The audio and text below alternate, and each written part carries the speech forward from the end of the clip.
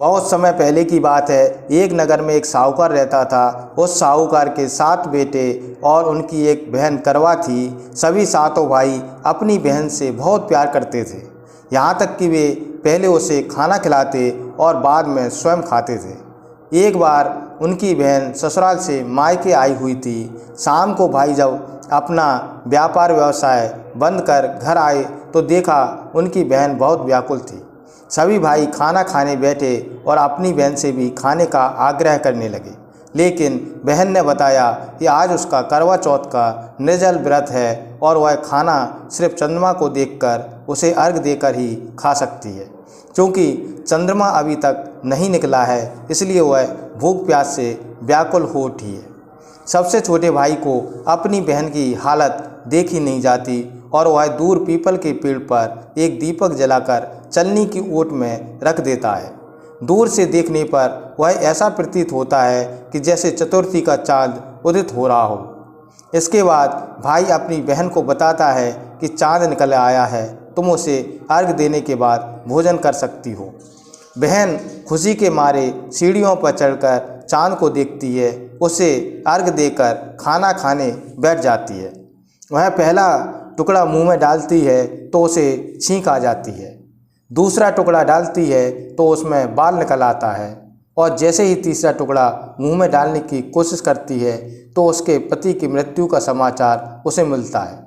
वह बौखला जाती है। उसकी भाभी उसे सच्चाई से अवगत कराती है कि उसके साथ ऐसा क्यों हुआ। करवा चौथ का व्रत गलत तरीके से टूटने के कारण देवता उससे नाराज हो गए हैं। उन्होंने ऐसा ही किया है। सच्चाई जानने के बाद करवा निश्चय करती है कि वह अपने पति का अंतिम संस्कार नहीं होने देगी और अपने सतीत्व से उन्हें पुनर्जीवन दिलाकर रहेगी। वह पूरे 1 साल तक अपने पति के शव के पास बैठी रहती है, उसकी देखभाल करती रहती है। उसके ऊपर उगने वाली सुईनुमा घास को वह एकत्रित करती जाती है।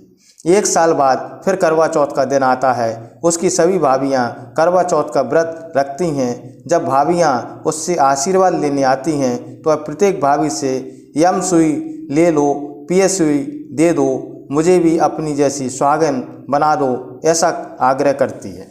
लेकिन हर बार भाभी उसे अगली भाभी से आग्रह करने का कहकर चली जाती हैं। इस प्रकार जब 6ठे नंबर की भाभी आती है तो करवा उससे भी यही बात दोहराती है। यह भाभी उसे बताती है कि चूंकि सबसे छोटे भाई की वजह से उसका व्रत टूटा था, अतः उसकी पत्नी में ही शक्ति है कि वह तुम्हारे पति को दोबारा जीवित कर सकती है। इसलिए जब वह आए तो तुम उसे पकड़ लेना और जब तक वह तुम्हारे पति को जिंदा न कर दे उसे नहीं छोड़ना। ऐसा कहकर वह चली जाती है। सबसे अंत में छोटी भाभी आती है। करवा उनसे भी सुहागन बनने का आग्रह करती है, लेकिन वह टालम टोल करने लगती है। इसे देख करवा उन्हें जोर से पकड़ लेती है और अपने सुहाग को जिंदा करने के लिए कहती है। भाभी उससे छुड़ाने के लिए नोचती है, खसोटती है, लेकिन करवा नहीं छोड़ती है। अंत में उसकी तपस्या को देख भाभी पसीज जाती है और अपनी छोटी उंगली को चीरकर उसमें से अमृत करके उसके पति के मुंह में डाल देती है। करवा का पति तुरंत श्री गणेश कहता हुआ उठ बैठता है। इस प्रकार प्रभु की कृपा से उसकी छोटी भाभी के माध्यम से करवा को अपना सुहागन वापस मिल जाता है। हे श्री गणेश, माँ गौरी, जिस प्रकार करवा के चिर सुहागन का वरदान आपसे मिला है, वैसा ही सब सुहागनों को मिले।